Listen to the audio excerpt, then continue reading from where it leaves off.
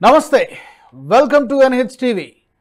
America అధ్యక్షుడు Donald Trump ఎప్పటికప్పుడు సంచలన నిర్ణయాలు తీసుకుంటూనే ఉంటారు. అన్ప్రెడిక్టబుల్ అనేటువంటి పదానికి సరిగ్గా అతికినట్టు సరిపోయే వ్యక్తి డొనాల్డ్ ట్రంప్. తాజాగా ఈ టారిఫ్ల మోత మోగించారు. ఏప్రిల్ 2 నుంచి ఈ టారిఫ్లు కొత్త టారిఫ్లు అమలవుతాయని చెప్పి ఇప్పటికే చెప్పడం జరిగింది. ఏ దేశం మీద ఎంతెంత టారిఫ్లు విధించారనేది కూడా తాజాగా వచ్చేసింది.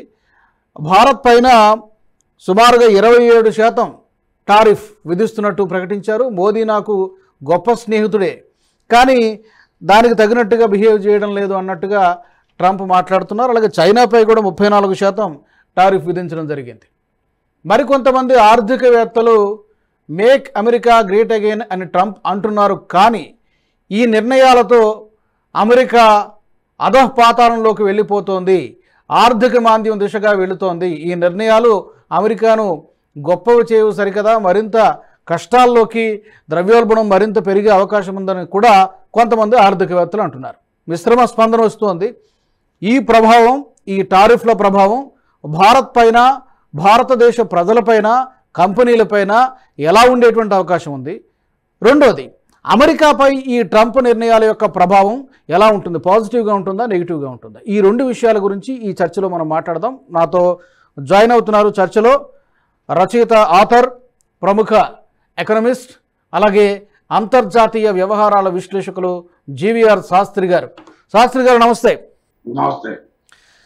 ముందుగా శాస్త్రి గారు, ఈ 27% పన్ను టారిఫ్ భారత్ పైన విధించడం ఎలా ఉంటుంది? ఈ నిర్ణయం యొక్క ప్రభావం భారత్ పైన ఎలా ఉంటుంది? ముందుగా దాంతో మొదలు పెడదాం.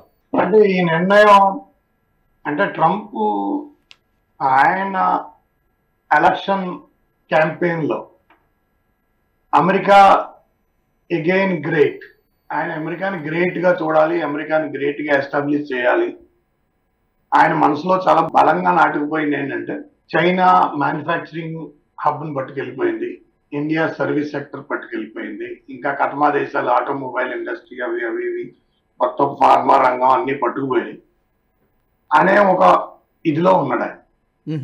అంటే ఆయనకి ప్రత్యక్షంగా కానీ పరోక్షంగా కానీ ఆర్థిక వ్యవస్థ మీద అవగాహన లేదని ఆయనకు తెలియదు. ఆర్థిక వ్యవస్థని ఎవరు కంట్రోల్ చేయలేదు, భగవంతుడు కూడా కంట్రోల్ చేయలేదు. ఆర్థిక వ్యవస్థ అనేది మన యొక్క దిశానిర్దేశం అనేది మన ఓన్గా ఉంటుంది.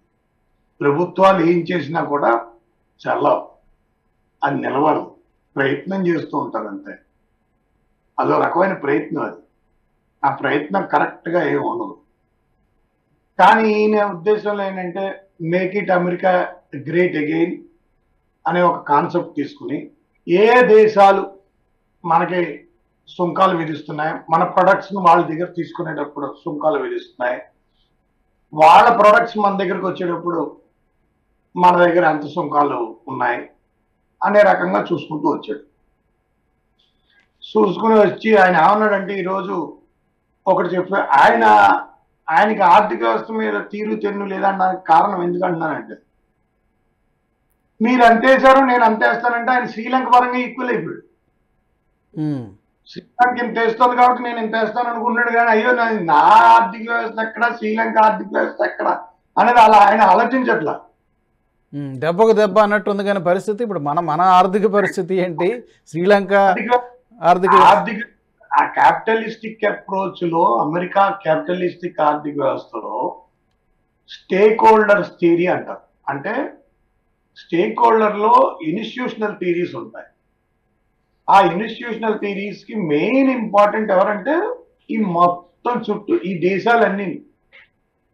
ఈ మొత్తం దేశాలన్నీ కూడా వీళ్ళకి సహకరించిన మూలాన, వీళ్ళకి ఒక రకంగా దిశానిర్దేశంలో, మార్గదర్శనంలో వాళ్ళు సహకరించిన మూలాన్ని ఎవరు పట్టుకెళ్ళిపోలేదు.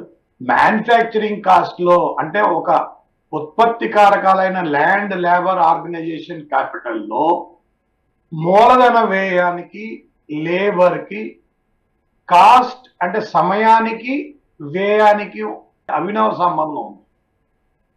సో అమెరికాలో 70-80లో ఏమైందంటే ప్రజలు వాళ్ళు మార్పులు కోరుకున్నారు, వాళ్ళు మార్పులతో పాటు తక్కువ రేటుకి రకరకాల ఉత్పత్తులు కోరుకున్నారు. ఆ ఉత్పత్తులు ఆ రకమైన పరిపక్వత, ఆ అడ్వాన్స్ టెక్నాలజీ వాళ్ళకు ఉన్నా కూడా, కొంత ఉన్నా కూడా, అవి ఏంటంటే వ్యయ భావం దగ్గరకు వచ్చి క్యాపిటలిస్టిక్ అప్రోచ్, వాళ్ళ ఆర్థిక వ్యవస్థకు మూలం మూలధనం.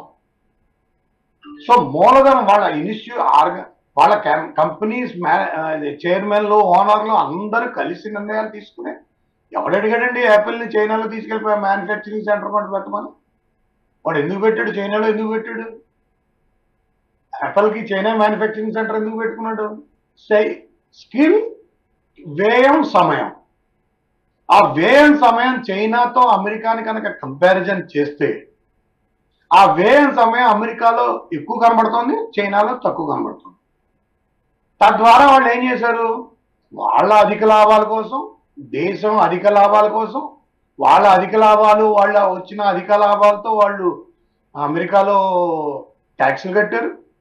కానీ వాళ్ళు ఎక్కడా ఈ విషయం ఆలోచించలేదు. ఇక్కడ నుంచి వెళ్ళిపోతుంది, మ్యానుఫ్యాక్చరింగ్ అయిపోతుంది అంటే ఇక్కడ ఉద్యోగాలు పోతున్నాయి, ఇక్కడ ఇవ్వబోతున్నాయని వాళ్ళు ఎప్పుడూ ఆలోచించుకోలేదు. వాళ్ళు మనకి ప్లస్ ప్రజలు కూడా, ఎండ్ యూజర్ ఎవరు? ప్రజలు కూడా ఉన్నారా? వాళ్ళకు కూడా మొబైల్ ఫోన్ వస్తుంది, వాళ్ళు ఆలోచించలేదు. అంటే ఏంటి? ఇదో రకమైన ప్రాసెస్. ఒక ఆర్థిక వ్యవస్థకు సంబంధించి ఇదొక వరల్డ్ ట్రేడ్ ఆర్గనైజేషన్ లో ట్రేడ్ బ్యారియర్స్ అనేది ఉండవు. దాన్ని ఎక్కడికక్కడ సంతకాలు పెట్టుకుని, ఇప్పుడు వాచీలు తయారు చేసేది ఎవరు? స్విట్జర్లాండ్. నువ్వు తయారు చేసుకోలేవు కదా. వాళ్ళు తయారు చేయాలంటే వాళ్ళ పద్ధతి ప్రకారం, వాళ్ళ స్కిల్ ప్రకారం వాళ్ళు చేస్తారు. సో ఇప్పుడు మా స్కిల్ ప్రకారం, మన ఇండియన్ స్కిల్ ప్రకారం మనం చేసుకుంటాం. మనం కూడా అలీగఢ్ దగ్గర ఏదో ఊరు ఉంది, ఆ ఊర్లో వాచీలు తయారు చేస్తారు. ఇక్కడ మీ ఊళ్ళో, మీ వెస్ట్ గోదావరిలో పీటలు అంటే కంచు సంబంధించిన బట్టలు తయారు చేస్తారు. ఆఫ్ఘనిస్తాన్లోనే చేస్తారు, పాకిస్తాన్లో చేస్తారు. అలా కాదు మా ఇండియాలోనే, మా అమెరికాలోనే చేసుకోవాలి, మీరు అక్కడ చేసుకోవడానికి లేదు, మేము ఎక్కడ చేసుకుంటాం, మేము గ్రేట్ అగైన్. అంటే ఏంటి? నీకు ఆర్థిక వ్యవస్థ మీద వ్యవహారం. ఆర్థిక వ్యవస్థ అనేది ఒక రకమైన పరిపక్వత, ఒక మెచ్యూరిటీ.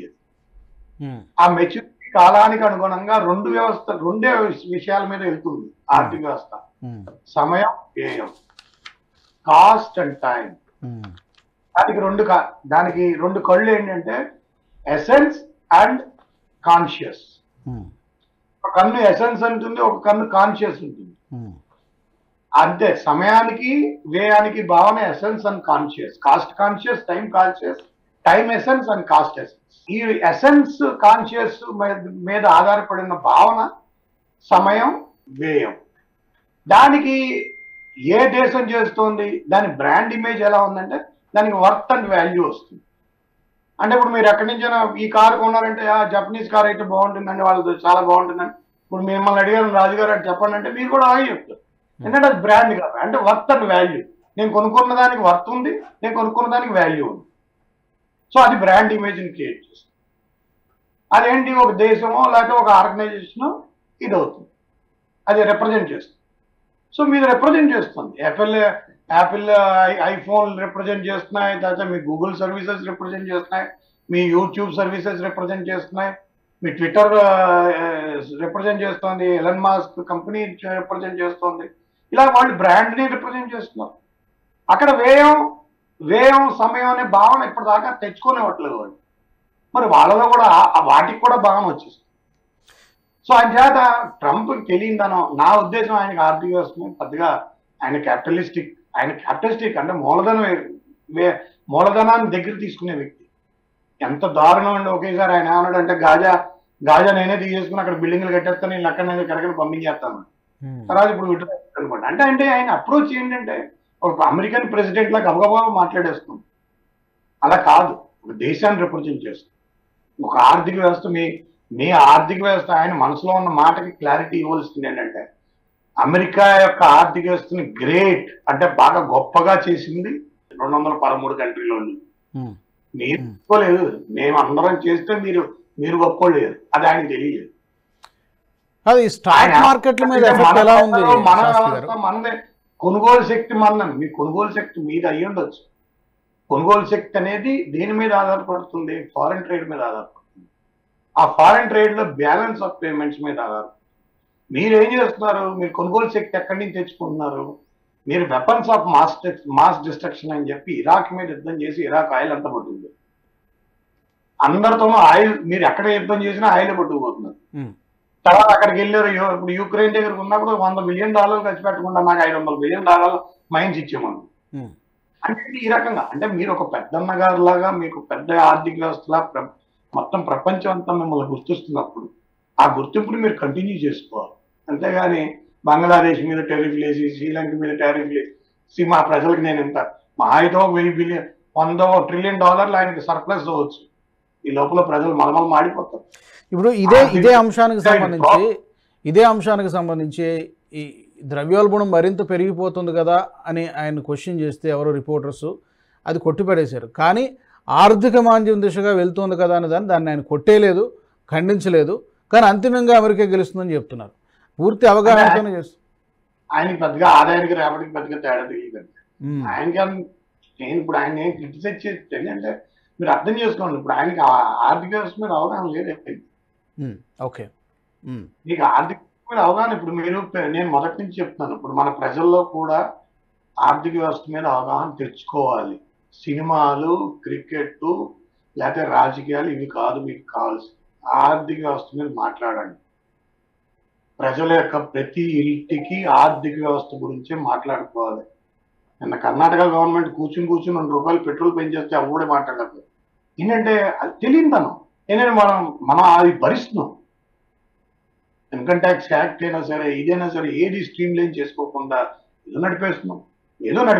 ఆర్థిక వ్యవస్థను కాదు. ఇది ఎంత ఇంపాక్ట్ అవుతుంది, ఏ ఇండస్ట్రీస్కి అవుతుంది, ఎలా అవుతుంది, దాని మీద ఒక కమిటీ, ఒక మీటింగ్ పెట్టుకోవాలి. ఇప్పటిదాకా ఆయన మొదటి నుంచి చెప్పాడు. ఆయన ఆల్ ఆఫ్ ఎ సడన్ ఏం అయ్యలేదు. నేను ఫస్ట్కి అయిన, ఎందుకంటే April 1 మీరు అనుకుంటారు నాకు నష్టం వచ్చినా కూడా ఆయన అలా ఆలోచిస్తున్నాడు. నాకు నష్టం వచ్చినా కూడా అంటే టెరిఫ్ వేయడం ఆయనకు నష్టం లాభంతో సమానం. టెరిఫ్లు నష్టం లాభం కాదు, ఆయన ఆర్థిక వ్యవస్థ నష్టం లాభం. ఈ 27% భారత్ పైన 27% ఈ టారిఫ్ అనేది షార్ట్ టర్మ్లో లేదా లాంగ్ టర్మ్లో ఎలాంటి ఇంపాక్ట్ ఉంటుంది, మన సొసైటీ మీద, మన ప్రజల మీద ఎలాంటి ప్రభావం పడుతుంది, మన మార్కెట్ల మీద ఎలాంటి ప్రభావం చూపిస్తుంది సామాన్యుడికి? అంటే ఇప్పుడు మీరు అంటే ఏం లేదండి. ఇప్పుడు చాలా సింపుల్గా చెప్పాలంటే మనం హాస్పిటల్కి వెళ్ళాం, వెళ్తే ఏదో డయాగ్నోజ్ చేసి 10 లక్షలు 15 లక్షలు తీసేసుకున్నారు అనుకోండి, ఎలా ఉంటుంది ఆ టైప్. అంటే మనం బతుకుతాం. అది ఏంటంటే there is a trouble and turbulence వచ్చింది, చాలా పవర్ఫుల్ టర్బులెన్స్, ఒక ఎర్త్క్వేక్ లో వచ్చింది మన ఇంట్లో, మనం 15 కట్టాల్సి వచ్చింది. అది సస్టైన్ అవుతాం, ఎంత ఏడాది 2 ఏళ్ళు 3 ఏళ్ళు పడుతుంది. కానీ ఏంటంటే అది కాదు. ఇక్కడ ఒక ప్రాసెస్ ఆఫ్ ఎకానమీ, ఆర్థిక వ్యవస్థ అనేది శ్రీలంక ఆర్థిక వ్యవస్థ శ్రీలంకకి ఎంత ముఖ్యమో అమెరికాకు కూడా అంతే ముఖ్యం. అది ఆయన వచ్చి శ్రీలంక ఆర్థిక వ్యవస్థ శ్రీలంకకి ఎంత ముఖ్యం అమెరికాకు కూడా అంతే ముఖ్యం. ఈరోజు ప్రపంచంలో ఆర్థిక వ్యవస్థలో మేము కూడా చెప్తాం, ఎందుకంటే పెద్దన్న గారిలో ఒక దేశం ఉండాలని నేను కూడా చెప్తాను, అది అమెరికా ఉండాలని నేను కూడా కోరుకుంటాను. కానీ మీరు ఆర్థిక వ్యవస్థలో వెనకబడ్డారు, మీరు సరిగ్గా మీరు తీరు మార్చుకోలేకపోతున్నారు. మీ అంతర్గత వ్యవహారాలను చక్కదిద్దుకోవడం మానేసి అంతర్గత వ్యవహారాలలో ఈ వ్యవస్థలన్నింటినీ ఒక సమగ్ర రూపం తీసుకురావడం మానేసి అదేం చేశారు, ఎక్స్టర్నల్ ఫ్యాక్టర్స్ మీద తీసుకొచ్చేసారు ఆ ఇన్ఫ్లుయెన్స్. ఎప్పుడైతే మీరు ఎక్స్టర్నల్ ఫ్యాక్టర్స్ మీద తీసుకొచ్చేసారో అది ఆయన ఒక్కసారి ఆయనకి ఏమనుకున్నాడు అంటే, ఇప్పుడు మనకి ప్రజలకి నేను బెనిఫిట్ చేయాలనుకుంది, ప్రజలకి బెనిఫిట్ అంటే ఆయనకి ఎలా చేయాలనుకున్నాడు, టారిఫ్స్ కొట్టేసి చేసేస్తే డబ్బు వస్తుంది, ఆ డబ్బుతో నేను ఇచ్చేసేస్తున్నాను. 10 లక్షల మంది ప్రజల్ని అక్కడ ఉన్న వాళ్ళని బయటికి గింటేసి రకరకాలుగా ఇంకో 10 లక్షల మంది తీసుకుంటాను, కానీ 44 కోట్లు ఒకటి ఇవ్వాలి గోల్డ్ కార్డ్ అవి పెట్టిన మొదటి రోజే. అది ఎప్పుడైతే గోల్డ్ కార్డు మీరు ఇచ్చేసారో దాంతో ఆయన ఉద్దేశం ఏంటంటే, నేను గోల్డ్ కార్డులు అమ్మేసి ఒక తెలివైన ప్రెసిడెంట్ లాగా నేను అమెరికాని ఇచ్చేసేస్తాను. కాదు శాస్త్రి గారు పెట్టిన మొదటి రోజే 1000 మంది దాన్ని కొనుక్కున్నారట. ఇంకా అంటే మరి అది సక్సెస్ అయినట్ట ఎలా చూస్తారు గోల్డ్ కార్డు వీసా? అదేం కాదండి, అసలు గోల్డ్ కార్డ్ అనేది తప్పు, ఈ ఎసెన్స్ తప్పు. ఆయనకి అన్ని చెప్తున్నారు కదా, మీకు నేను చేసి ఒకటే చెప్తున్నాను, అది జాగ్రత్తగానండి. ఏంటంటే ఆయనకి అర్థం అన్న విషయం, ఆయన దాకా వచ్చే విషయం ఏంటంటే అమెరికా ప్రజలు అల్లాడిపోతారు. ఆయనకి తెలియదు. ఆయనకి ఆర్థిక వ్యవస్థకి నేను మొదటే చెప్తాను, ట్రంప్ కాదు కదా, 15,000 మంది ట్రంపుల దగ్గర అయినా కూడా ఆర్థిక వ్యవస్థను కంట్రోల్ చేయడం ఎవరి వల్ల కాదు, భగవంతుడి వల్ల అవ్వదు. ఆర్థిక వ్యవస్థ అనేది న్యాచురల్ ప్రాసెస్. ఆ న్యాచురల్ ప్రాసెస్ ని కంట్రోల్ చేయడం కానీ, ఎలిమినేట్ చేయడం కానీ, ఇచ్చేయడం కానీ ఎవరి వల్ల అవ్వదు. ఆర్థిక వ్యవస్థ అనేది చాలా సింపుల్ వ్యవహారం కాదు. సమయం వ్యయంతో కూడిన వ్యవహారంలో ఆదాయం రాబడిలో మీకు నష్టం వచ్చిందంటే వ్యయం ఎక్కువైపోతుంది. అమెరికాకు వ్యయం ఎక్కువైపోతుంది. $28 ట్రిలియన్ బాండ్స్ రూపంలో వాళ్ళు అప్పులు సేకరించారు. వాళ్ళ అప్పులని తట్టుకోలేకపోతున్నారు. ఆ అంశాన్ని ఆయన కాంగ్రెస్ వివరించాలి. ఈ వ్యయ అంశాలు నాకు చాలా ఇబ్బందిగా ఉన్నాయి. నీకు చంద్రబాబు నాయుడు చాలా స్పష్టంగా చెప్పాడు, 11 లక్షల కోట్ల అప్పు ఉందండి, నాకు ఇంత నెలకు వడ్డీ కట్టవలసి వస్తుందని ఆయన చెప్పుకున్నాడు. అలాగే మీరు కూడా చెప్పుకోండి. అంతే తప్పితే ప్రజల నుంచి 10 లక్షల మంది ప్రజలను బయటికి గెంటేసి, వాళ్ళకి తాళ్ళు వేసి, చేతులు వేసి, భయభ్రాంతులు చేసి బయటికి పంపించేసి, మళ్ళీ ఇంకో కొత్తగా 10 లక్షల మంది రండి, మీకు 44 కోట్లు పెట్టుబడి కట్టండి అంటే అప్పుడు వెళ్ళడు. అదేం సక్సెస్ అవ్వదు, ఎవరు రారు. ఎందుకంటే ఆయన అనుకున్నది ఏంటి, అదేదో ఎకానమీలో అదేదో గోల్డ్ మైన్ ఎకానమీ అనుకుంటున్నాడు. అమెరికా ఎకానమీ పడిపోయింది. ఇక అది పూర్తిగా ఒక వ్యవస్థీకృతంగా అది కిందకు వచ్చేసింది. సో దాన్ని ఆర్థిక వ్యవస్థని అడ్రస్ చేసే విధానం అది కాదు. ఆర్థిక వ్యవస్థని ఆయన అడ్రస్ చేయట్లేదు. ఆయనకి ఆర్థిక వ్యవస్థ మీద అవగాహన లేదు, పూర్తిగా లేదు. ఆయనకి ఏంటంటే క్యాపిటలిస్టిక్ ఎకానమీలో ఆ ప్రజలందరికీ స్వల్పకాలం అంటే కొంతకాలానికి ఏదైనా బెనిఫిట్ లా కనబడినా అది ఊరికనే జస్ట్ ఊరిని వాటర్ మాత్రమే. అంటే ఈ 4 సంవత్సరాలు అంటే ఈ యొక్క నిర్ణయాల ప్రభావం మీరు చెప్తున్నారు మరింత కష్టాల్లోకి వెళ్తుంది అమెరికా, ఇంకా అప్పుల్లో కూరుకుపోతుంది, ఇంకా ద్రవ్యోల్బణం పెరిగిపోతుంది, ఆర్థిక మాంద్యం దిశగా వెళ్తుంది అనేది మీరు చెప్తున్నారు, మీలాంటి ఎకనమిస్టులు కొంతమంది కూడా చెప్తున్నారు. ఈ ఇంపాక్ట్ వెంటనే ఉంటుందా, రాబోయే 2-3 సంవత్సరాల్లో ఉంటుందా, లేకపోతే దీర్ఘకాలికంగా నష్టం జరుగుతుందా? రెండు ఉంటాయా? వాళ్ళకి దీర్ఘకాలికంగా నష్టమే, వాళ్ళకి నష్టమే, మనకి స్వల్ప దీర్ఘకాలికం. ఎందుకంటే మన పాలసీలన్నీ ఇప్పుడు 180-200 బిలియన్ డాలర్ల బిజినెస్ మన India business, export business with America. ఈ 200 బిలియన్ డాలర్ల బిజినెస్ మనం అక్కడే తీసుకెళ్తాం. 26%కి ఎన్ని కంపెనీలని బాబు నువ్వు ఎక్స్పోర్ట్ చేయొద్దని మనం చెప్తాం. 31 మార్చ్కే చూసుకుంటే వాళ్ళు ఇప్పుడు జనవరి దాకా పంపించేసి ఉంటారు. ప్రతి 2 months 60 days 45 days మధ్యలో ఎక్స్పోర్ట్ అయిపోతూ ఉంటుంది ప్రొడక్ట్. సపోజ్ ఈ 45 days 60 days లో మ్యానుఫ్యాక్చరింగ్ అయిపోయి రెడీగా ఉన్న ప్రొడక్ట్, డెలివరీకి వెళ్ళవలసిన ప్రొడక్ట్, ఎన్వైస్ అవ్వాల్సిన ప్రొడక్ట్, ట్రాన్సిట్ లో ఉన్న ప్రొడక్ట్స్ రీచ్ అవుతున్నప్పుడు 26% 27% ఎక్కడి నుంచి కడతారు? ఎవరు కడతారు? ఒకవేళ కడితే జిఎస్టీ వాళ్ళకి లాస్ లోకి వెళ్ళిపోతుంది. అంటే ఆ 12 నెలలకి మనం 2గా భాగిస్తే 60 to 45 days లో 6 times అవుతుంది ఎక్స్పోర్ట్. 6 times ఎక్స్పోర్ట్, 6 times లో 5 times ప్రాఫిట్ వచ్చి 6th time మ్యాసివ్ లాస్ వస్తే మొత్తం లాస్ అయిపోయినట్టు, ఎకానమీ లాస్ అయిపోయినట్టు. సో స్వల్పకాలికం అని కాదు ఇది. ఏంటంటే ఇవన్నీ ఒక చెట్టులా, ఒక పెద్ద ఉడతా చెట్టులా అమెరికా వాడు వేసుకుని దాని భాగాలుగా మనం దాన్ని బేస్ చేసుకుని మన పాలసీలని అవి మనం చేసుకుని మన వ్యవస్థ నిర్మించుకున్నాం. సో ఇప్పుడు ఆ వ్యవస్థలన్నీ ఒక్కసారి అతలాకుతలం అయిపోతాయి. నేను అక్కడ అన్నాను ఇందాక, మనకు ఏదైనా 15 లక్షలు కడతాం, తప్పదు, ఇంకా కట్టాలి కాబట్టి కడతాం. అలాగే మన భారతదేశంలో ఈ ఇండస్ట్రీస్ అన్ని తప్పదు, ట్రబుల్ వాటర్ డిస్ట్రప్షన్ అయిపోతుంది. అయితే కట్టాలి, అదే ఇంపార్టెంట్ కాదు. సో దానికి వేరేగా ప్రత్యామ్నాయ మార్గాలు వస్తాయి. వాళ్ళకి వేరే ప్రత్యామ్నాయ మార్గాలు మనకు వచ్చేస్తాయి. మనం ఈజీగా బయటపడతాం. మన ఇవాళ కాక రేపైనా బయటపడతాం. అమెరికా కుదిరైపోతుంది అంటారు. అలాగే వాడికి ఏంటంటే వాడు ఏమనుకున్నాడు, ఇది ఫిక్స్ అనుకుంటున్నాడు. ఈ $200 బిలియన్ బిజినెస్ ఇండియా మనతో చేయకపోతే ఇండియా లేదనుకున్నాడు. అలా కాదు. మేము 6 నెలలు 8 నెలలు అంతకుమించే ఉందాం. మేము తర్వాత వేరే దారిలో వెళ్ళిపోతాం. మాదంతా మాస్ ఎకానమీ. అది మాస్ ఎకానమీ, చైనాది మాస్ ఎకానమీ, ఇవన్నీ కొన్ని మాస్ ఎకానమీస్ ఉన్నాయి. మనం సస్టైన్ అవ్వగలం. మాస్ ఎకానమీలో సస్టైనింగ్ ఉంటుంది. ఎందుకంటే ఈ దేశాలన్నింటినీ ఇంటిగ్రేట్ చేసుకుంటాం. వ్యయాన్ని కుదించేయాలి, లాభాలు తగ్గించాలి. ఓకే. సో మనకి అంత లగ్జరీ లైఫ్ లేదు. మన ఏషియన్ కంట్రీస్ కి పెద్ద లగ్జరీ లైఫ్ ఏమి ఉండదు. మనకి ఇండియా అమెరికన్ లైఫ్ అనుకోండి, వాళ్ళది లగ్జరీ లైఫ్. యూరోపియన్ లైఫ్ అంటే లగ్జరీ లైఫ్. బ్రిటిష్ అంటే దోచేసిన లైఫ్. అటు మొత్తం ప్రపంచాన్ని అంతా దోచేసి తినేసిన లైఫ్. వాళ్ళ సిగ్గులేనాడు ఇంకోటి ఉండదు. సో ఇప్పుడు నేను చెప్పేది ఏంటంటే మనకు వస్తుంది తప్పేది, ఇది ఇంపాక్ట్ ఉంటుంది, చాలా పవర్ఫుల్ ఇంపాక్ట్. అది కామర్స్ మినిస్ట్రీ ఇప్పుడు నెక్స్ట్ 5 రోజుల్లో వాళ్ళు ఏ రకంగా నెగోషియేట్ చేస్తారు, మన టారిఫ్స్ తగ్గిస్తారా, మనం వాళ్ళ మీద ట్రేడ్ వార్కి అయితే మనం చెయ్యమని మన పద్ధతి. సో మనం ఏమన్నాం, మేము చెయ్యమంటున్నాం, కానీ అది ఎలా ఏ రకంగా అడ్రస్ చేస్తారనేది వీళ్ళకి కామర్స్ మినిస్ట్రీ. నన్ను అడిగితే వీళ్ళు కూడా టారిఫ్ తగ్గించుకోవాలి తప్పదు. ఆటోమొబైల్ ఇండస్ట్రీ, ఐటీ ఇండస్ట్రీ, ఇవన్నీ డొమెస్టిక్ గా మనం వాటిని డొమెస్టిక్ గా ఎంకరేజ్ చేయాలి. ఏషియన్ కంట్రీస్ ఎంకరేజ్ చేయాలి. ఒకరికొకరి కంట్రీస్ తో మనం ఒప్పందాలు చేసుకోవాలి. కావాలంటే వేరే వేరే దేశాలు ఉన్న ఆ దేశాలన్నింటినీ మనం కన్సిడర్ చేయాలి.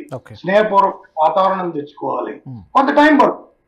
ఇది ఏంటంటే సర్దుకోవడానికి మనం సర్దుకోవడం, మన ఇల్లు మనం సర్దుకోవడానికి కొంత టైం పడుతుంది. కానీ లాంగ్ టర్మ్ లో క్యాపిటలిస్టిక్ ఎకానమీగా మీరు 193 కంట్రీలతో బిజినెస్ చేస్తూ ఆ కంట్రీలో మేము మీతో బిజినెస్ చేయడం మాకెంత అవసరం, మీకు అంతకంటే అవసరం అనే పాయింట్ ఆయన మిస్ చేయండి.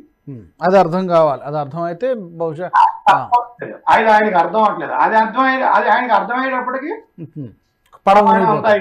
అంత జరగాల్సిన డ్యామేజ్ జరిగిపోతుంది. చూద్దాం. వ్యవస్థ అనేది ఎవరి చేతుల్లోనూ ఉండదు. ఆయన ఏమనుకున్నాడు, నా చేతిలో ఉందనుకుని ఫీల్ అయ్యాడు. అంటే నేను అనుకోవడం లేదా అక్కడ ఉన్న ఎక్స్పర్ట్స్ ఎవరైతే ఫైనాన్స్, కామర్స్, ట్రేడ్ లో ఉన్నారో వాళ్ళు చాలా స్మార్ట్ గా వాళ్ళ యొక్క విఫలత్వాన్ని బయటపడకుండా ఉంచడం కోసం, వాళ్ళ విఫలత్వాన్ని బయటపడితే ఎక్కడ ఇదవుతుందో దాన్ని తెరచాటు వ్యవహారంగా చేసి దీన్ని ముందు పెట్టి లాగుదామని చూస్తున్నారు. అదే నా చూద్దాం. శాస్త్రి గారు, మీరు అన్నట్టుగా ఏం జరుగుతుంది ట్రంప్ నిర్ణయాలతో? అతను ఏదైతే అనుకున్నాడో లక్ష్యం అది నెరవేరుతుందా లేకపోతే బూమరాంగ్ అవుతాయా, ఇవన్నీ కూడా చూడాలి. మీరు అన్నట్టుగా మరి మన దేశంపై ప్రతికూల ప్రభావం ఉంటుంది, కాకపోతే ఇది షార్ట్ టర్మే ఉంటుందని చెప్తున్నారు. రాబోయే రోజుల్లో ఇందులో పాయింట్ చెప్పాల్సింది ఏంటంటే ఎక్కువగా ఏంటంటే ఐటీ, ఫార్మా ఇండస్ట్రీస్ ఉంటాయి కాబట్టి ఎక్కువ బాగా ఐటీ కాబట్టి తెలంగాణ ఎక్కువ, హైదరాబాద్ మెయిన్ సిటీగా వస్తుంది కాబట్టి ఎక్కువ ప్రభావం ఉంటుంది. అక్కడ ఎక్కువ ప్రభావం ఉంటుంది. ఐటీ ఇండస్ట్రీకి చాలా ప్రభావం ఉంటుంది. దాని మీద 26-27% అంటే చాలా ఎఫెక్ట్ ఉంటుంది. Okay, we have to wait and see. మన మినిస్ట్రీ, మన భారత ప్రభుత్వం ఎలా రియాక్ట్ అవుతుంది, ఎలా హ్యాండిల్ చేస్తుంది అనేది చూద్దాం. Thank you very much Shastri garu, ధన్యవాదాలు. Thank you very much for joining అస్.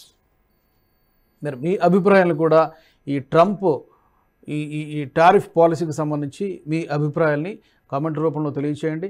అమెరికాపై ఈ ప్రభావం ఎలా ఉండొచ్చు, మన దేశంపైన ఈ ప్రభావం ఎలా ఉండొచ్చు, మన ఏ రంగాలపైన ఎక్కువ పడవచ్చు అనేది భిన్నమైనటువంటి అభిప్రాయాలు వ్యక్తమవుతున్నాయి. మీ అభిప్రాయాలు కూడా కామెంట్స్ రూపంలో తప్పకుండా తెలియచేయండి.